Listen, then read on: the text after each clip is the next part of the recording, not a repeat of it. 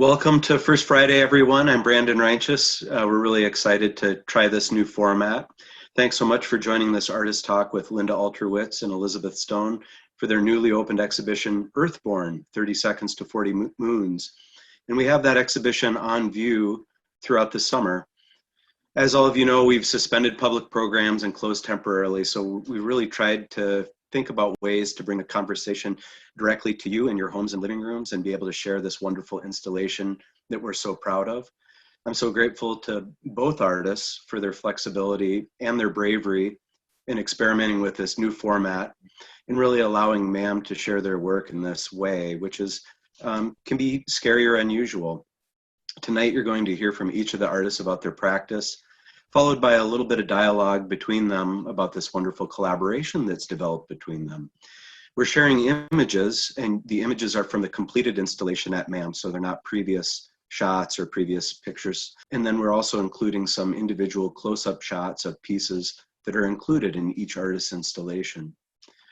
The installation is surprisingly meditative and really reflective, and it pains me that we can't share the physical space of the gallery with the community just yet, but we're really hoping that this will provide a strong foundation for your next visit to MAM.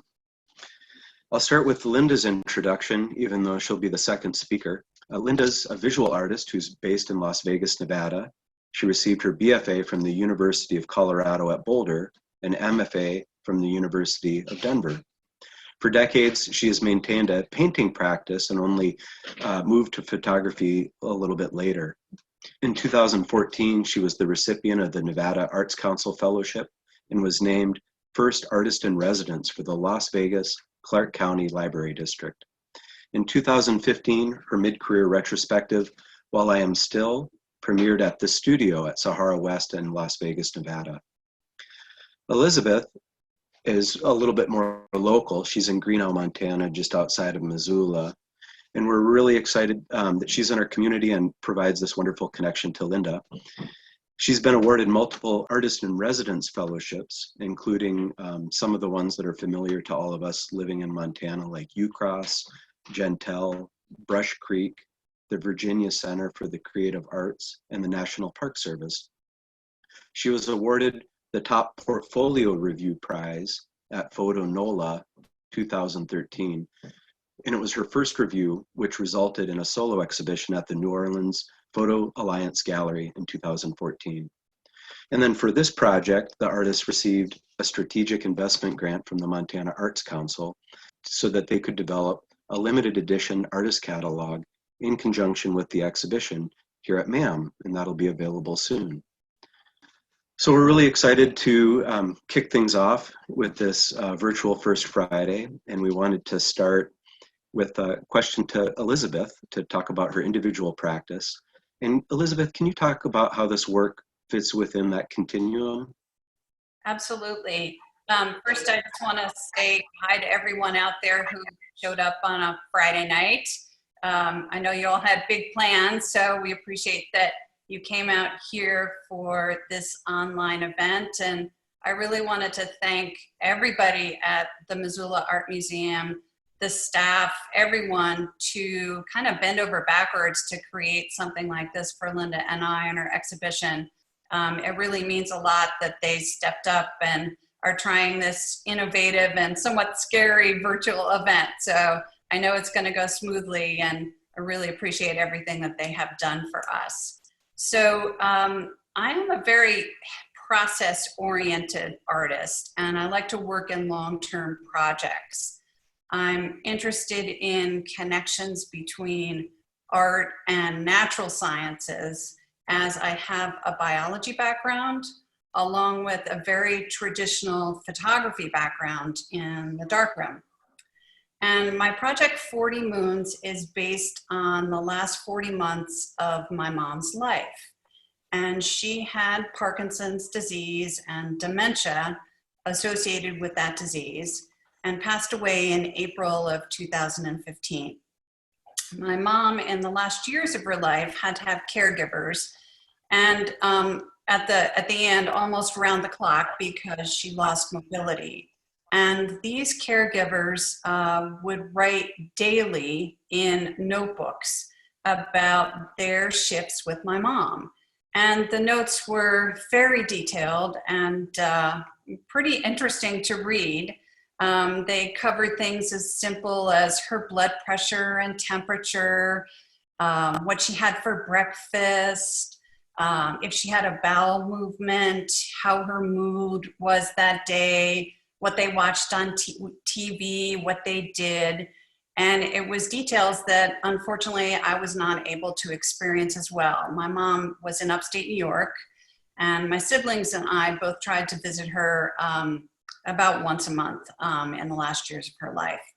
So when my mom passed away, I took these notebooks. It was a very impulsive thing for me, and I didn't really know what to think or what was going to happen. But I started, I sat with the notebooks for a while, and then I started to read through them month by month. And I realized how precious these very simple words about her daily existence were.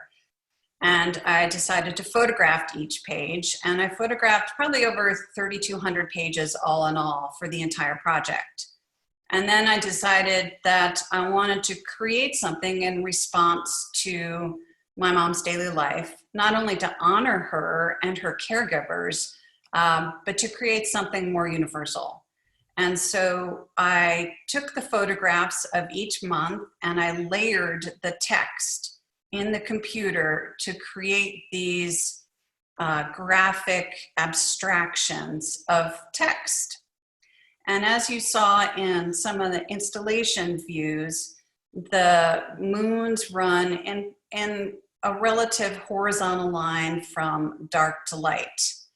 And I remember showing Linda very early in the process some of the moons, and she made a reference to lunar cycles. And I thought very strongly about that. And that was a strong force in the progression of the work. And I did a bunch of research on the moon, how the moon certainly influences our own planet, but also how it influences us as human beings, not only on a physical level, but certainly a psychological level. It's built into our myths, it's built into our biological rhythms, and so it gained a greater significance to me. And as you could see, the moons moved from dark to light, and that was certainly a progression of my mom's life. And the last moon is the brightest moon, the whitest moon. And it really is my belief and my hope that as we near the end of our life, that we become more clear, that we lose things that are not important to us, that we let go of extra stuff. And so it was really my hope for my mom that she was able to be very clear and attain a level of clarity at the end. And I was incredibly fortunate to be with her the last 2 weeks of her life, and to be there with her when she passed away. So I'm very, very grateful for that event. And as I was involved in the process of making these moons, which took a lot of months and a lot of hours, and they're actually inkjet prints on paper, I referenced Carl Sagan's video called Pale Blue Dot. And it's based on his book of the same title. And it's in reference to him seeing a photograph in 1990 of the Earth from Voyager 1. And the Earth is a tiny blue, beautiful speck amongst the cosmos.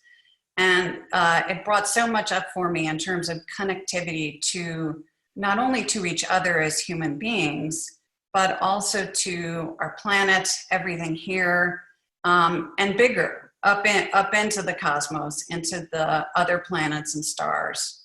And really my hope for this project is not only to honor my mom and her caregivers, but to also illustrate our connections to each other through loss and really through love. Thanks so much, Elizabeth.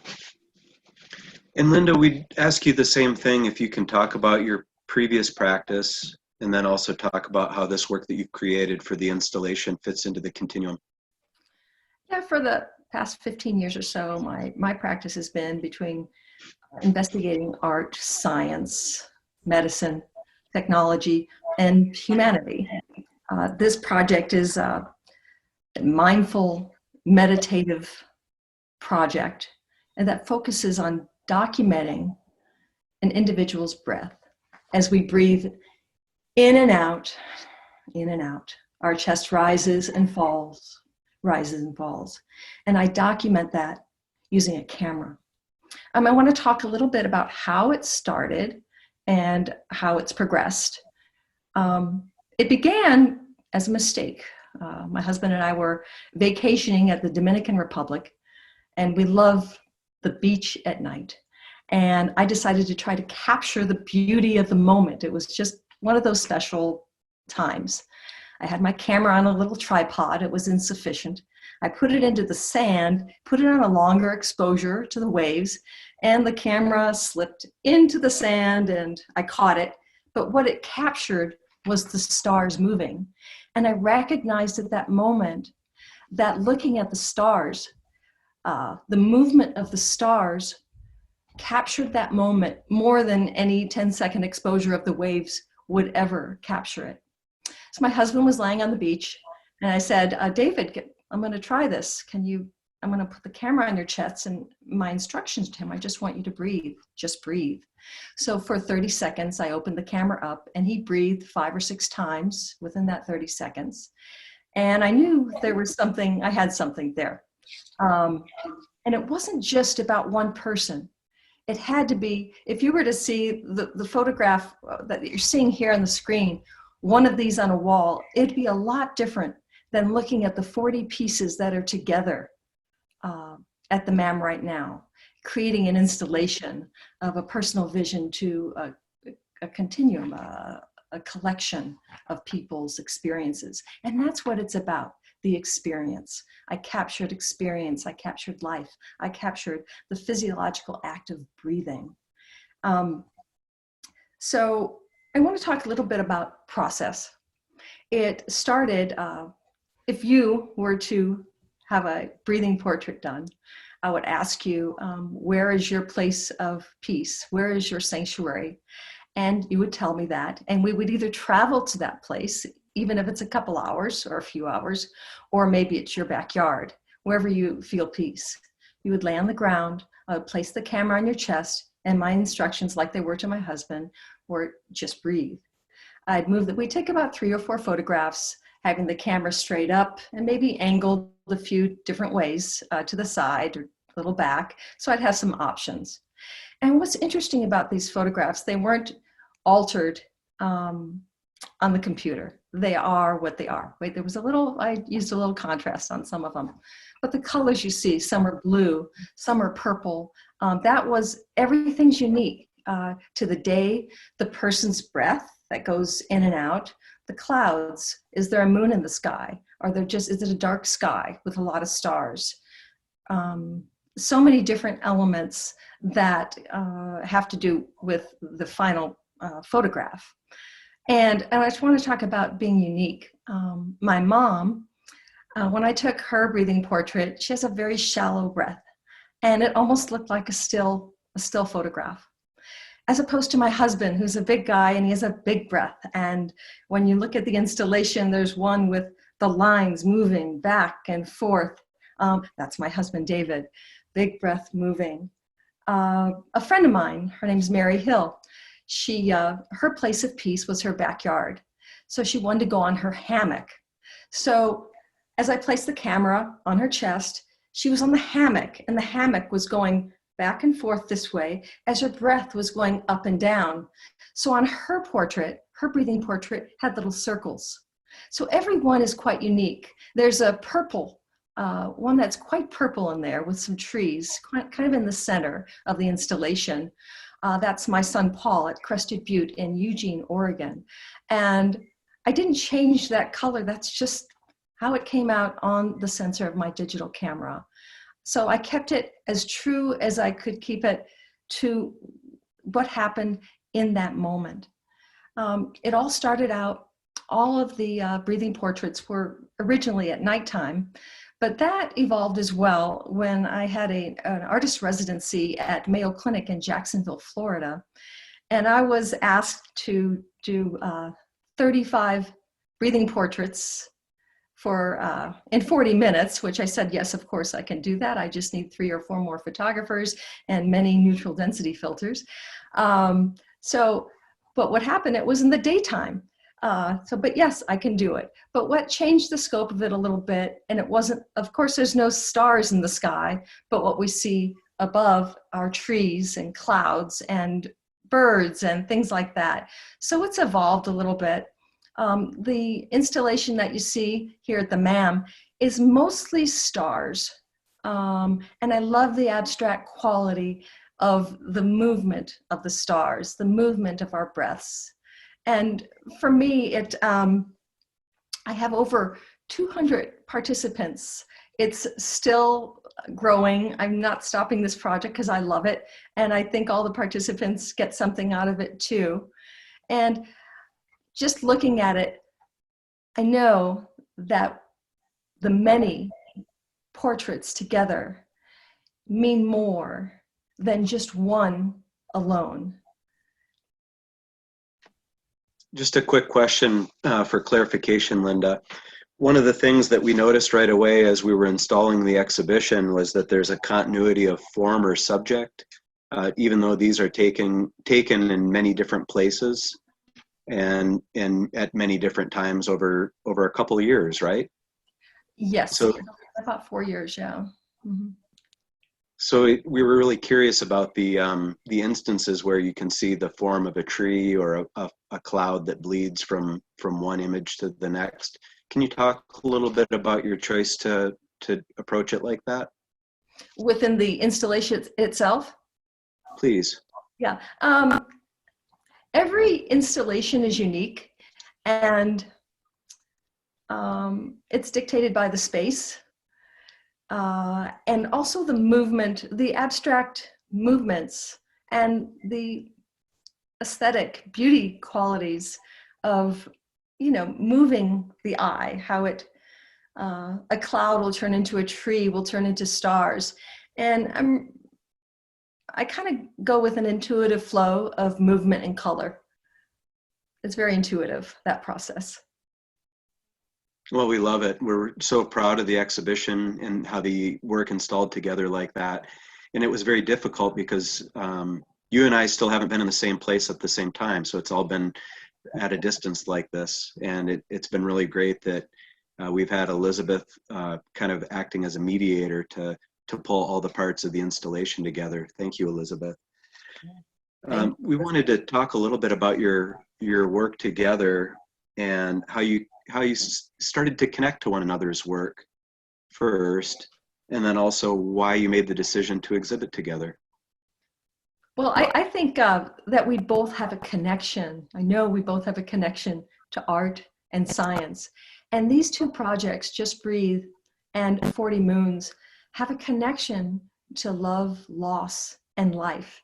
And it was very obvious to us from the beginning when we first saw these projects together and we started discussing, there's something here between these two projects, a real connection between the two of us and between our work. I would also add that on a very literal sense, Linda's work is about human life through such an elemental force as someone's breath. And also my work illustrates my mom's last breath. And I thought that very simple connection kind of drove trying to find a way to bring the works together. It's also all of the works here are very personal.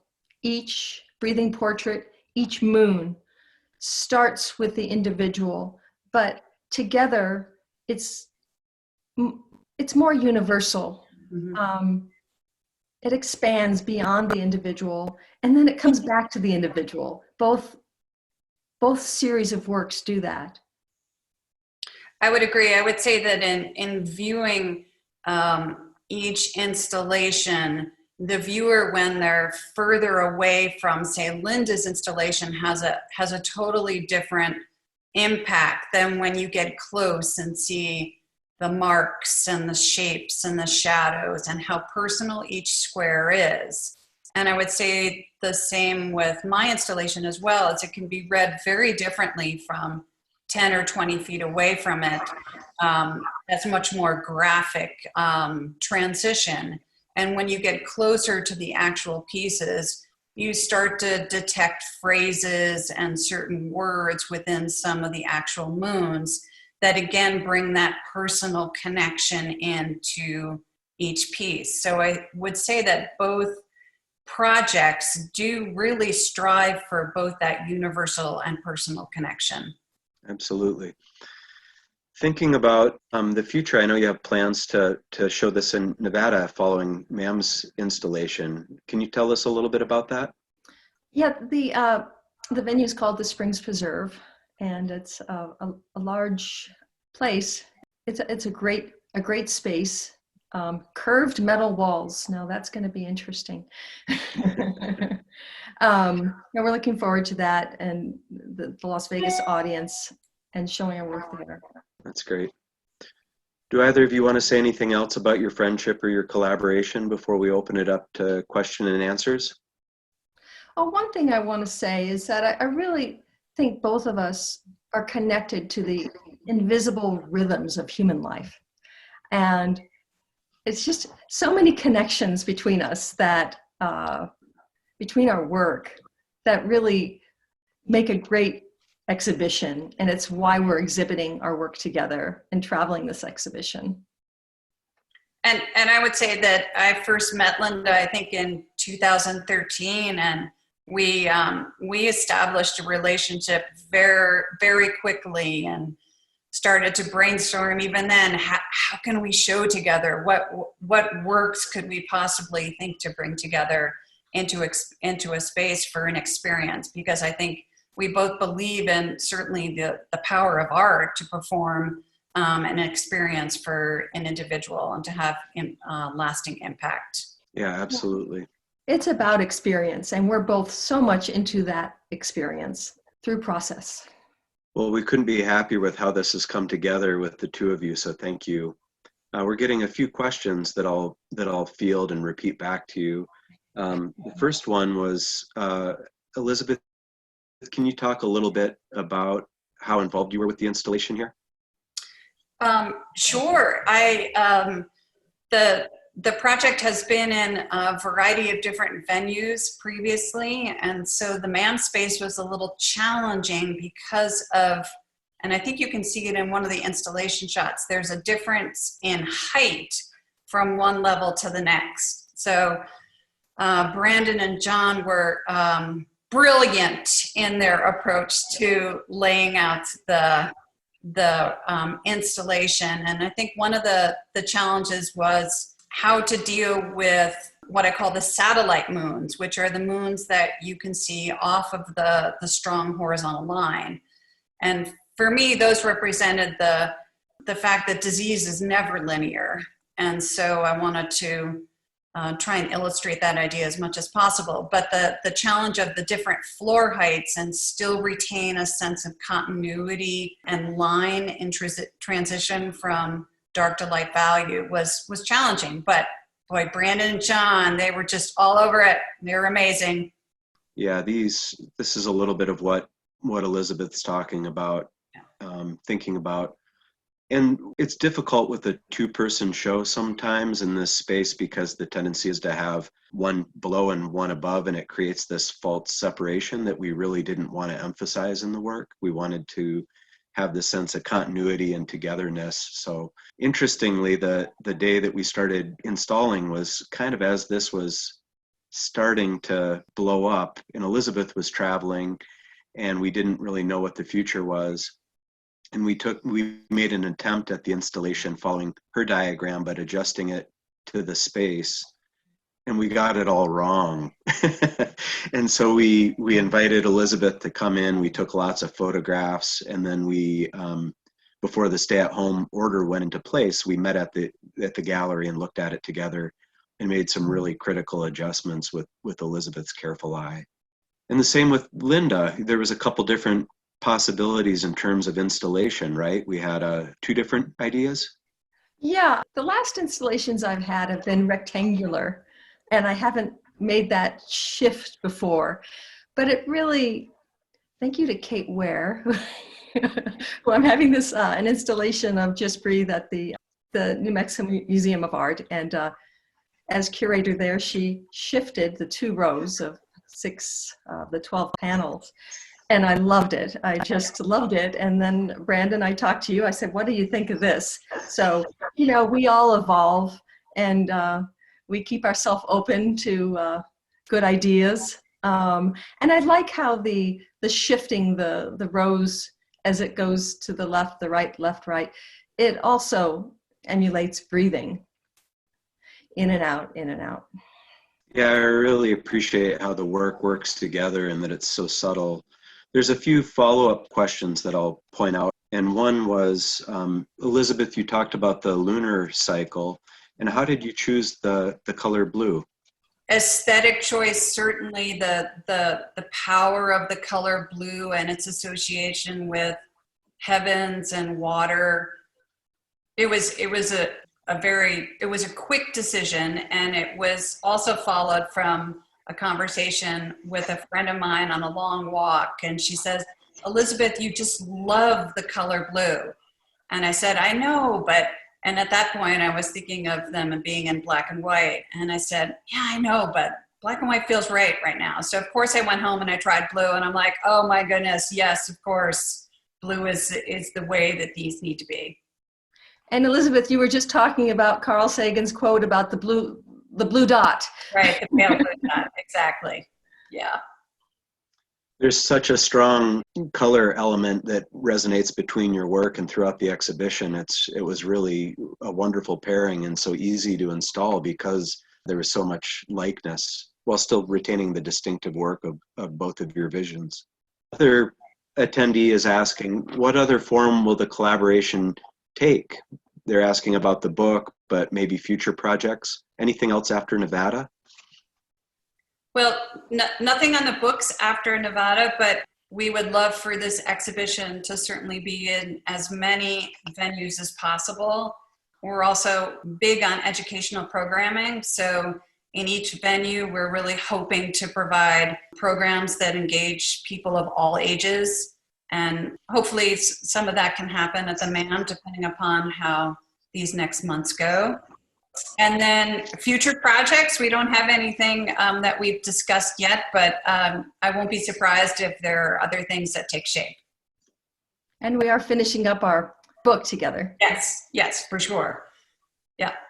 Looking at what's going on today, and do we have any thoughts about where we are now versus when the work was created and went up? Because I think myself, today, what have I been trying to tell myself? And it's really just breathe.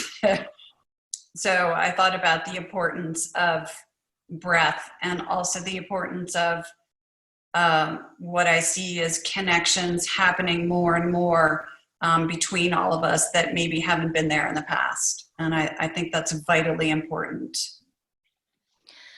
For me, I realize and I think about how our world is both fleeting and constant. And what's happening today in our world, this work just reinforces those two feelings within me. And one more question, we'll see if this comes through. Why do you feel the universal is so important? Oh, that's a good question. How could it not be important, really? I mean, we are unique, we are individuals, but we have to be mindful of everyone, of our surroundings, of people, and that's really relevant today as well. This work is very relevant for what's happening now. Mm-hmm. I would agree. Thanks so much. We're going to close here. Thank you both so much. You can't hear everyone's applause, but they're applauding from home, I'd be sure. Thanks for joining us here tonight. Thank you, Brandon and Joe and everybody at the MAM. Thank you, everybody. It's been great.